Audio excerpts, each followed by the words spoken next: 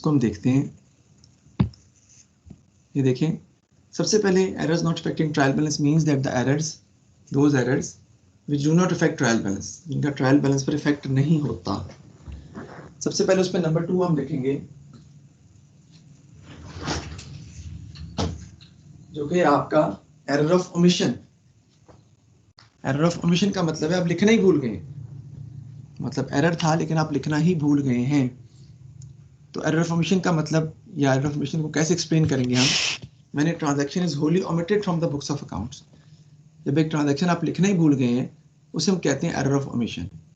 तो उसकी एंट्री हमने क्या पास करनी थी, ओरिजिनल एंट्री क्या पास करनी थी, स्टेशनरी टू बैंक। सपोज करो we have paid stationery by cheque, we should have pass the entry stationery to bank, लेकिन रॉन्ग एंट्री में हमने एंट्री पास की ही नहीं, तो उसकी डायरेक्ट रेक्टिफाई एंट्री बन जाएगी stationery debit and bank credit, यानी इसकी रॉन्ग एंट्री तो होगी कोई नहीं। क्यों sir? Because there is no error, so the correct entry is stationery to bank and the wrong entry is obviously nothing, so the rectifying entry is stationary debit and bank credit, that is the rectifying entry or correcting entry. फिर number 4 पे point पे देखते हैं हम error of commission. Error of commission का मतलब है when correct amount is entered but in the wrong person account, you can say like that we have entered the accounts correctly and class of account is also correct, class of account is also correct but with a different name। जैसे आपने salaries को debit करना था, expense account है ना salaries, लेकिन आपने rent expense को डेबिट कर दिया, ये एरर ऑफ कमीशन है क्योंकि दोनों एक्सपेंसेस हैं। आपने मशीनरी को डेबिट करना था लेकिन आपने फर्नीचर को डेबिट कर दिया, ये एरर ऑफ कमीशन है क्योंकि दोनों एसेट है, मशीनरी भी एसेट है, फर्नीचर भी एसेट है, तो इसे एरर ऑफ कमीशन कहते हैं। इसी तरह आपने डेबिट करना था Simpson to sales, Simpson to sales entry pass करनी थी, आपने कर दी साइमन टू सेल्स। अब साइमन को गलत डेबिट किया है, उसे उतनी अमाउंट से क्रेडिट कर देंगे। सिम्पसन को रिकॉर्ड नहीं किया, जिस साइट पे रिकॉर्ड करना था उस साइट पे रिकॉर्ड कर लेंगे। सेल्स तो सही है, सही चीज़ जो है वो रेक्टिफाई एंट्री में नहीं आती, एंट्री बनेगी सिम्पसन टू साइमन। नेक्स्ट आता है जी नंबर 3, जो कि है प्रिंसिपल एरर। जब आपने अकाउंटिंग के रूल को ब्रेक किए, when the accounting principle has been broken, so you should have passed the entry, yani when revenue expenditure wrongly entered as capital expenditure or capital expenditure is treated as revenue expenditure, then we used to say that this is a principal error, कि हमने accounting के असूल को गलत किया, असूल को break किया। So the entry will be, correct entry will be machine repair to bank।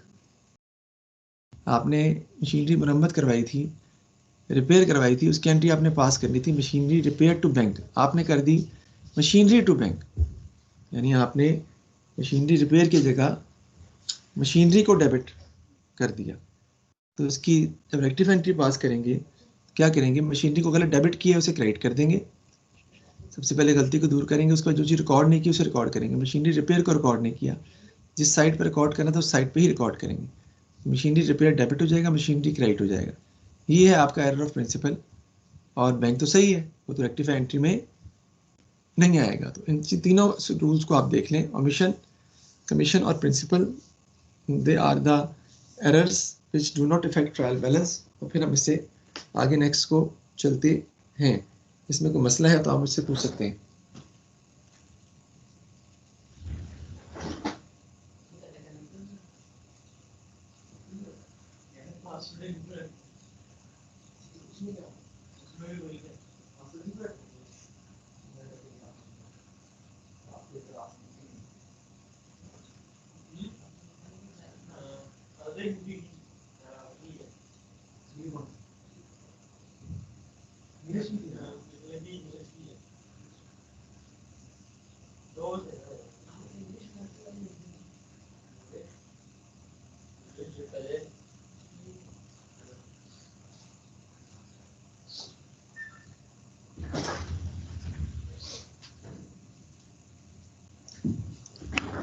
जी,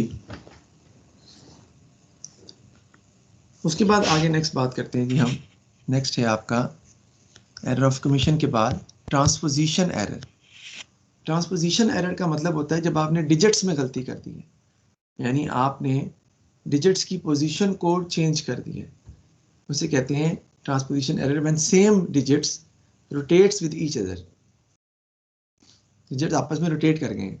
आपने स्टेशन टू बैंक करनी थी 325 से, आपने स्टेशन टू बैंक कर दी 235 से, यानी 325 को आपने 235 लिख दिया गलती से। तो आपने जारी बात है इसको जब आप करेक्ट करेंगे तो उसमें गलत चीज़ तो कोई भी नहीं है, सिर्फ आपने स्टेशनरी को डेबिट किया हुआ है, लेकिन कम से डेबिट किया हुआ है। स्टेशनरी को आपने डेबिट करना था, ओके 325 से आपने स्टेशनरी को डेबिट ही किया है, लेकिन किया कितने से है? 235 से। तो आपने स्टेशनरी को कम डेबिट कर दी। अब स्टेशनरी को मजीद डेबिट कर देंगे, जितना कम से डेबिट किया उतने से और डेबिट कर देंगे। नीचे क्या आ जाएगा? बैंक, क्योंकि बैंक को भी आपने कम क्रेडिट किया है, तो बैंक को जितना कम से क्रेडिट किया उतने से और क्रेडिट कर देंगे। तो इसके लिए मुझे आपको कुछ चीज़ बतानी है, समझानी है, तो उस तरफ चलते हैं हम।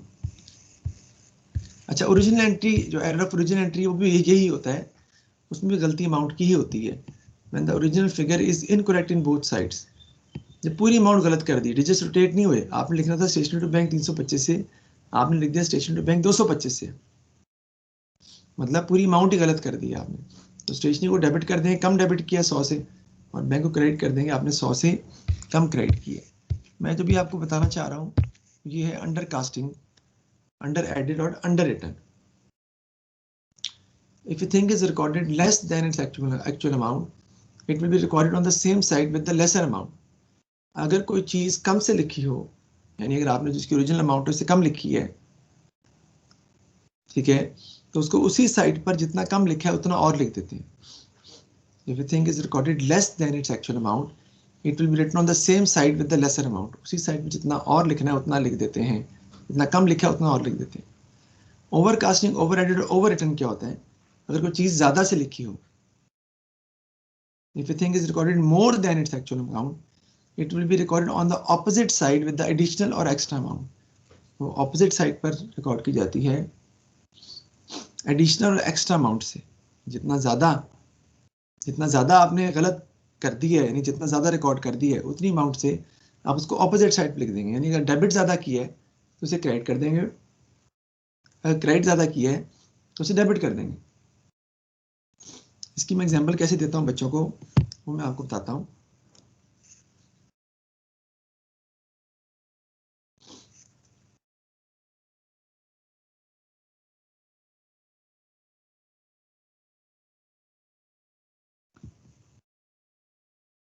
देखिए, अगर आपने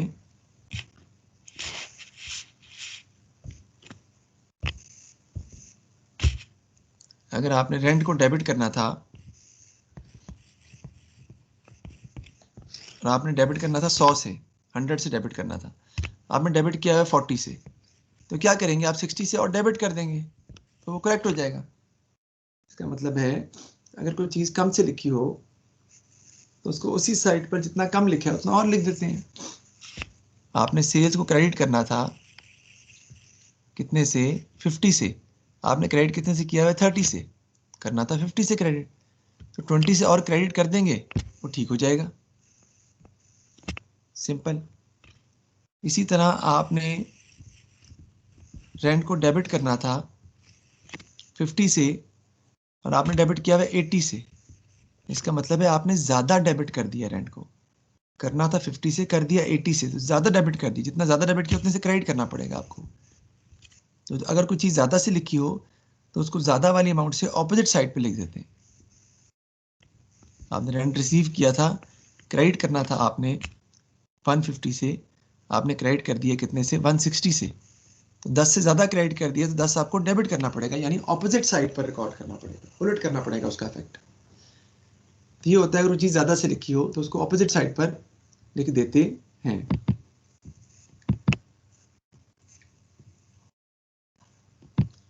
आगे नेक्स्ट आपका जो एरर आता है वो आता है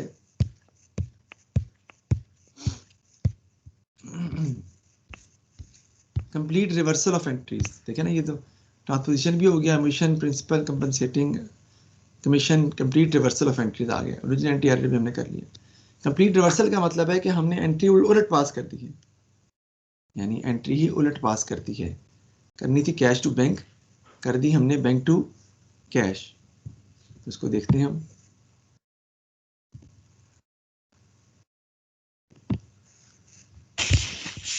सपोज करें करेक्ट एंट्री हमने पास करनी थी कैश टू बैंक 200 से। रॉन्ग एंट्री में आपने क्या कर दिया, आपने अमाउंट तो सही लिखी है लेकिन एंट्री आपने उलट कर दी है। आपने कर दिया बैंक टू कैश 200 से। कंप्लीट रिवर्सल ऑफ एंट्रीज में करेक्ट एंट्री और रेक्टिफाई एंट्री में आप वही एंट्री पास कर देंगे जो करेक्ट एंट्री है, वही पास कर देंगे डबल अमाउंट से। कैश टू बैंक ही कर देंगे आप, कितने से, डबल अमाउंट से पास कर देंगे। तो ये आपकी एंट्री बन जाएगी। इसका लॉजिक भी अब समझ लेते हैं हम। आपने कैश को इफेक्ट करना था और बैंक को इफेक्ट करना था। आपने कैश को डेबिट करना था और बैंक को क्रेडिट करना था। आपने किया क्या, आपने बैंक को डेबिट कर दिया 200 से और कैश को क्रेडिट कर दिया, उलट कर दिया। अच्छा, बैंक को आपने क्रेडिट करना था, आपने कर दिया डेबिट। तो एक दफ़ा क्रेडिट करेंगे गलती को दूर करने के लिए, इसे कैंसिल करने की, दफ़ा क्रेडिट करेंगे जो क्रेडिट करना था आपको 400 से क्रेडिट करना पड़ेगा बैंक को। इस तरह कैश को आपने डेबिट करना था लेकिन आपने गलती से क्रेडिट कर दिया। अब कैश को एक दफ़ा डेबिट करेंगे गलती को दूर करने के लिए, फिर रिकॉर्ड करने के लिए कैश को दोबारा डेबिट करेंगे तो कैश को आपको 400 से डेबिट करना पड़ेगा। ये एंट्री हो जाएगी आपकी कैश टू बैंक, यानी कंप्लीट रिवर्सल में दोबारा करेक्ट एंट्री ही पास कर देते हैं डबल अमाउंट से।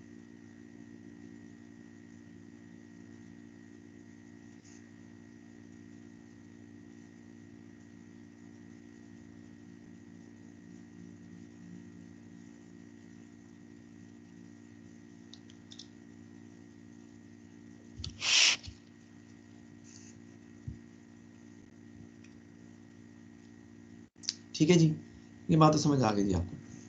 इसको अब हम रब करते हैं।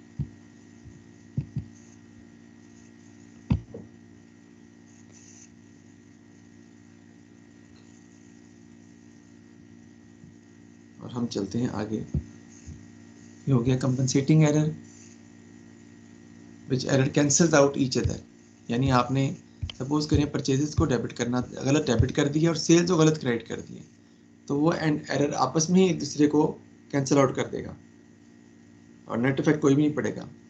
यानी परचेजेस को गलत डेबिट कर दिया और सेल्स को गलत क्रेडिट कर दिया। इसी तरह और देख लेते हैं, डिस्काउंट अलाउड को आपने क्रेडिट कर दिया और डिस्काउंट रिसीव्ड को आपने डेबिट कर दिया विद द सेम अमाउंट, ये भी कंपनसेटिंग एरर है।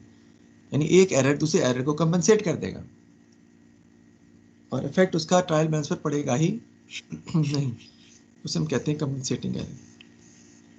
बाकी ये वही रूल है जो मैंने लिखवाए हैं। First of all will correct the mistake, the account which is not recorded that will record in the second step, correct thing will not come in the rectifying entry. Purchase building for cash debit to wages account, ये entry हमने पढ़ी थी। Correct entry pass करेंगे आप, building to cash आपने कर दी, आपने कर दी वेजेस टू कैश। अब क्या हो जाएगी, वेजेस को अगर डेबिट किया उसे क्रेडिट कर देंगे, बिल्डिंग को रिकॉर्ड कर लेंगे तो एंट्री हो जाएगी building to wages. Purchase goods for cash 1000 debited to carriage account, correct entry pass करेंगे परचेजेस डेबिट और कैश क्रेडिट। रॉन्ग एंट्री में हो जाएगा कैरेज डेबिट और कैश क्रेडिट।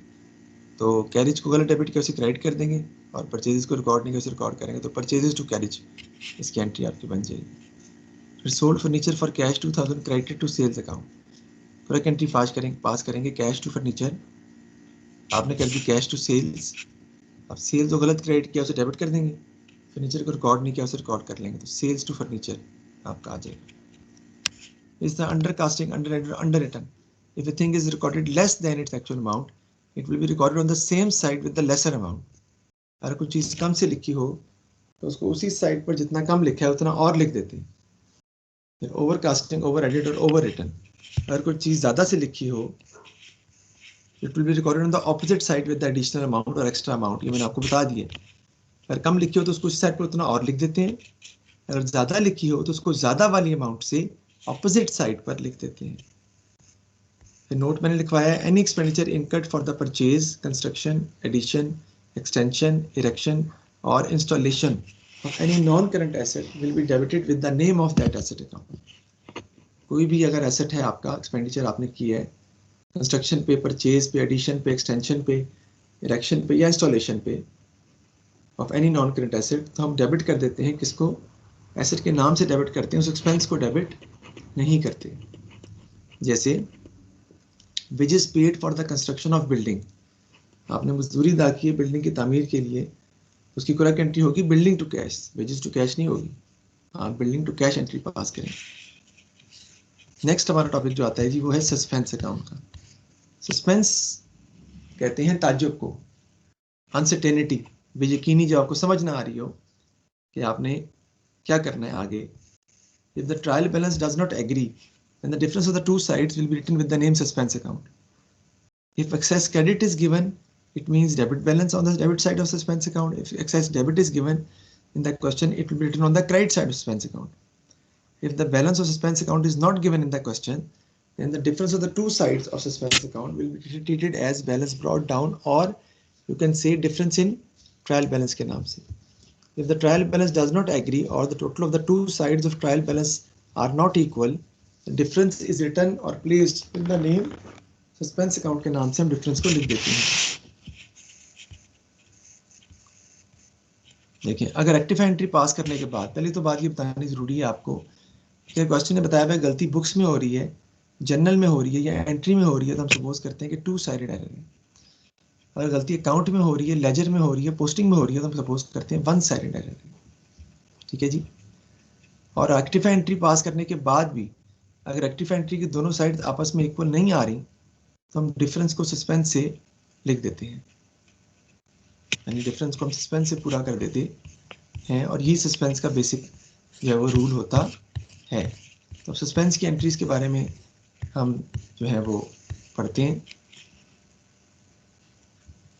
उससे पहले मैं आपको बताना चाहता हूँ, जैसे कि आप लिखें suspense account has been under cast by 100, तो क्या एंट्री होगी, इखलास sales suspense account has been under, sorry sales account has been under cast by 100, तो क्या आप मुझे बता सकते हैं? लिख रहा है सर, हाँ जी लिखना है। Account has been under cast by 100, sir debit कर देंगे 200।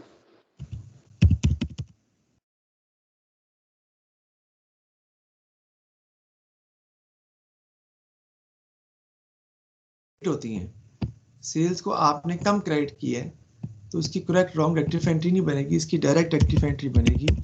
सेल्स को आप क्रेडिट कर देंगे 100 से, और डेबिट पे आज क्या आ जाएगा, समझ नहीं आ रही क्या आएगा। जब समझ ना आ रही हो, सस्पेंस हो, ताजुब हो, सस्पेंस अकाउंट से हम डेबिट साइड को पूरा कर देते हैं, तो डेबिट क्या हो जाएगा आपका, सस्पेंस। एंट्री बनेगी suspense to sales, not sales to suspense. Overcast नहीं किया आपने, अंडरकास्ट किया। ओके,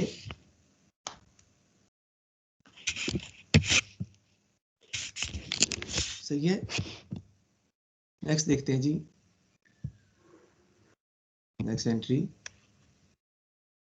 कहते हैं जी कि परचेज बुक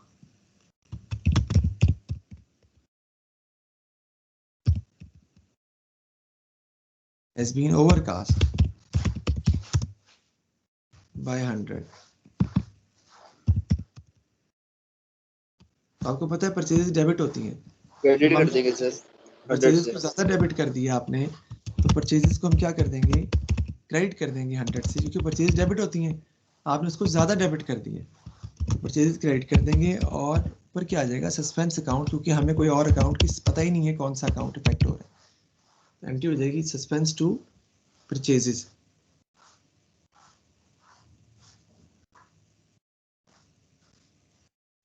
आगे लिखें, sales return book has been undercast, sales return book has been undercast by 200। Sir debit कर देंगे 200 से। नहीं, हाँ ठीक है, सेल्स रिटर्न डेबिट होती है, सेल रिटर्न को 200 से डेबिट कर देंगे, और क्रेडिट पे आपका आ जाएगा सस्पेंस। उसकी एंट्री बनेगी सेल्स रिटर्न डेबिट, और सस्पेंस आपका हो जाएगा क्रेडिट। Right you are. आगे नेक्स्ट देखते हैं इसको हम,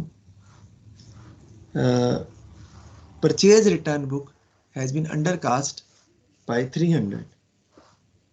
purchase return book has been undercast by 300। Sir suspense debit हो जाएगा 300 से। हाँ, परचेज रिटर्न क्रेडिट हो जाएंगी, सही है।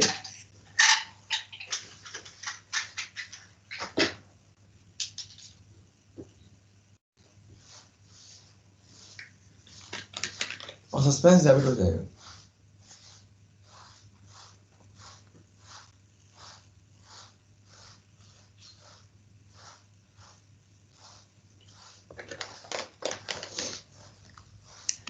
आगे लिखते हैं नेक्स्ट हम इससे आगे। Rent account, rent paid 200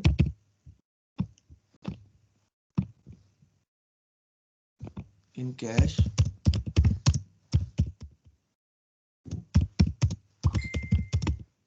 account only. हमने सिर्फ कैश अकाउंट को क्रेडिट किया बस।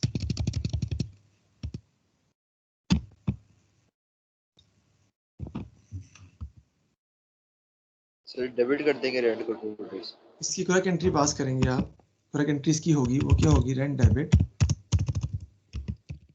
100 से और कैश क्रेडिट 100 से। ठीक है जी। आपने क्या कर दिया, आपने रेंट को डेबिट नहीं किया, आपने सिर्फ कैश को क्रेडिट कर दिया बस। से कैश को क्रेडिट कर दिया, रेंट को डेबिट नहीं किया। और जब इसकी रेक्टिफाई एंट्री पास करेंगे तो सबसे पहले गलती को दूर करेंगे। गलती तो कोई है ही नहीं। फिर जो चीज रिकॉर्ड नहीं की उसे रिकॉर्ड करेंगे। रेंट को डेबिट साइड पे रिकॉर्ड नहीं किया, रेंट को डेबिट पे रिकॉर्ड कर लेंगे। नीचे क्या आ जाएगा, कैश तो सही है, सही चीज तो रेक्टिफाई एंट्री में आती ही नहीं है, तो नीचे आपका आ जाएगा सस्पेंस, क्योंकि और अकाउंट इफेक्ट ही नहीं हो रहा। एंट्री बन जाएगी रेंट टू सस्पेंस। आगे देखते हैं, मैं लिखवाता हूँ, लिखें ताकि आपको मजीद इसकी समझ आए।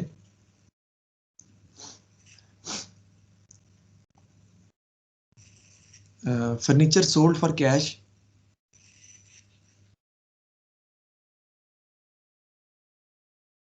फर्नीचर सोल्ड फॉर कैश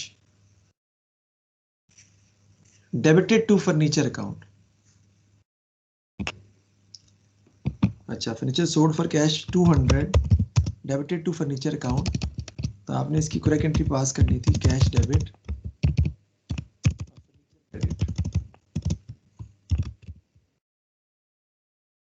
आपने करनी थी, आपने कर दी। कैश को डेबिट कर दिया आपने, कितने से, 200 से। और कमाल की बात यह है कि आपने फर्नीचर को भी डेबिट कर दिया गलती से, 200 से, दोनों को डेबिट कर दिया। सबसे पहले गलती को दूर करेंगे, फर्नीचर को अगर डेबिट किया उसे क्रेडिट कर देंगे, लेकिन फर्नीचर कितनी अमाउंट से आएगा, डबल अमाउंट से। कैश तो सही है, वो तो रेक्टिफाई एंट्री में आना ही नहीं है। नीचे क्या आ जाएगा आपका, सस्पेंस आ जाएगा 400 से। इसकी अगर आपको समझ नहीं आई तो मैं समझाता हूं आपको। आपने फर्नीचर को करना था क्रेडिट 200 से, आपने फर्नीचर को कर दिया डेबिट 200 से।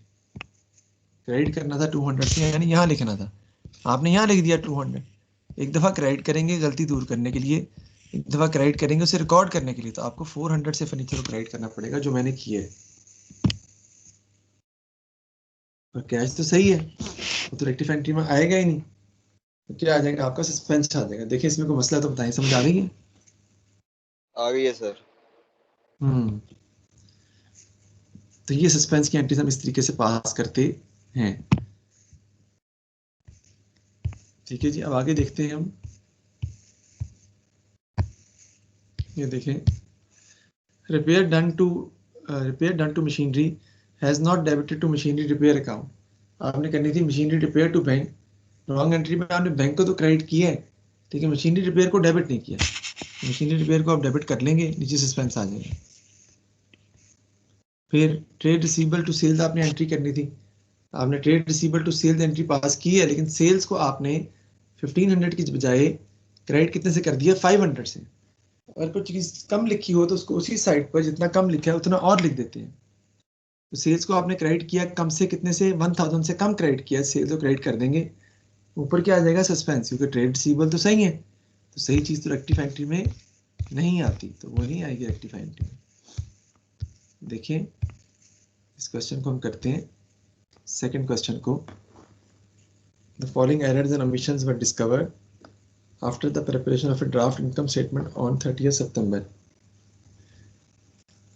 कहते हैं the credit side of sell goods, the credit sale of goods 424 to K watts has been recorded in all the books as 242। तो आपने एंट्री करनी थी K watts to sales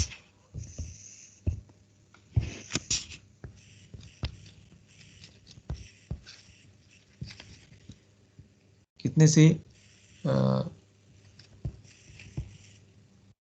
424 से शायद,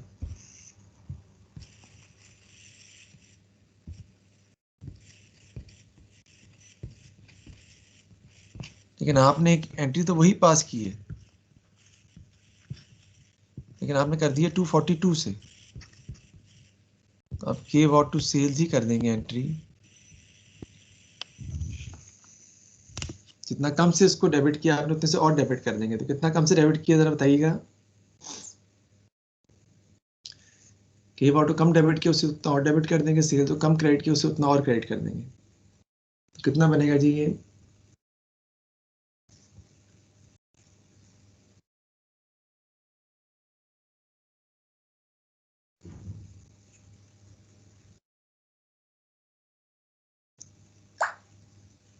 कितना डिफरेंस आ रहा है यार।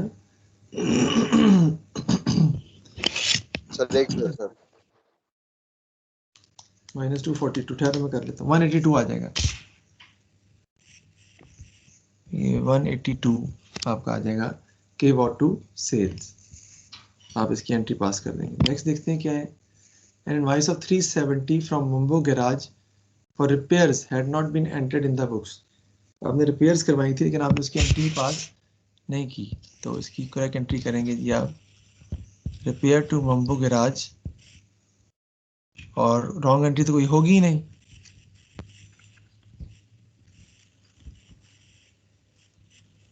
डायरेक्ट एक्टिव एंट्री पास हो जाएगी। इसकी एरर फॉर्मेशन है ना, रिपेयर टू मुंबो गैराज ही, आप इसकी एंट्री पास कर देंगे। Goods bought from A Smith for 700 has been entered in A Smith's account. A Smith की जगह पे ए स्मिथ हमने लिख दिया है, तो आपने करना था परचेजेस टू ए स्मिथ, आपने कर दिया परचेजेस टू ए स्मिथ। अब ए स्मिथ को डेबिट कर देंगे और ए स्मिथ क्रेडिट हो जाएगा, तो उसको एक्टिव एंट्री पास कर देंगे। अब purchase of equipment for 10,000 has been debited to purchase account, तो ये करने की जरूरत नहीं है, मुझे समझा देता हूँ सिर्फ। इक्विपमेंट परचेज किया था आपने 10,000 का, आपने गलती से डेबिट कैसे कर दिया है परचेजेस को, तो करेक्ट एंट्री आपने पास करनी थी इक्विपमेंट टू कैश, आपने कर दी परचेजेस टू कैश। परचेज को गलत डेबिट किया उसे क्रेडिट कर देंगे, इक्विपमेंट को रिकॉर्ड नहीं किया उसे रिकॉर्ड कर लेंगे, तो एंट्री हो जाएगी equipment to purchases. Closing inventory has been overvalued by 3,000, closing inventory को आपने ज़्यादा लिख दिया, तो क्लोजिंग इन्वेंट्री को क्रेडिट कर देंगे आप, और कॉस्ट ऑफ सेल्स को डेबिट कर देंगे आप, इसकी एंट्री होगी cost of sales to closing inventory, क्योंकि क्लोजिंग इन्वेंट्री आपको पता है कॉस्ट ऑफ सेल में से माइनस होती है ना।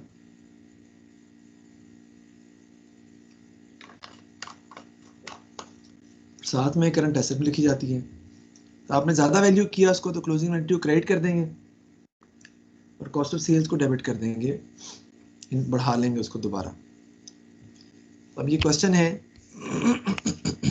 3 आप करें घर में, 4 करें, 3, 4, 5, 6 ये क्वेश्चन आप घर में करें, ठीक है जी। तो फिर हम कल इससे आगे नेक्स्ट जो है वो चलेंगे कि हम इससे कैसे आगे सॉल्व करते हैं। ये क्वेश्चन 3, 4, 5, 6 जो है ना वो आप घर में ट्राई कीजिएगा, मुश्किल नहीं है, आसान है, तो ऐसी प्रॉब्लम नहीं है। हाँ सस्पेंस की एंट्री ज़रूर है इसमें, लेकिन उम्मीद करता हूँ सस्पेंस की एंट्रीज आप कर लेंगे, और कल हम सस्पेंस अकाउंट से ही फिर आगे स्टार्ट करेंगे, सस्पेंस अकाउंट से ही आगे कंटिन्यू करेंगे हम इंशाल्लाह ताला। कल फिर हम आगे इससे चलते हैं। दूसरी बात मैंने आपसे करनी थी, क्लास तो हमारी 12 बजे तक होती है, वैसे 10 मिनट पहले छोड़ रहा हूँ आपको, क्योंकि मैं बाकी बच्चे नहीं आ रहे तो बाकी बच्चे चैप्टर किस तरह करेंगे? I am quite confused about this. बाकी बच्चे जब क्लास में नहीं आ रहे हैं तो चैप्टर तो हम अब मिडिल में जा रहा है, खत्म हो जाएगा इस तरह तो उनका तो चैप्टर ये रह ही जाएगा बीच में। तो कोशिश करें, आप भी अगर उनसे बात होती है तो उनको बुलाएं, मैं भी कोशिश करता हूँ, मैसेज करता हूँ, तो उस हिसाब से फिर हम देखते हैं कि कैसे हम इसको आगे लेकर जो है वो चलते हैं। तो thank you very much for your time. अल्लाह हाफिज़।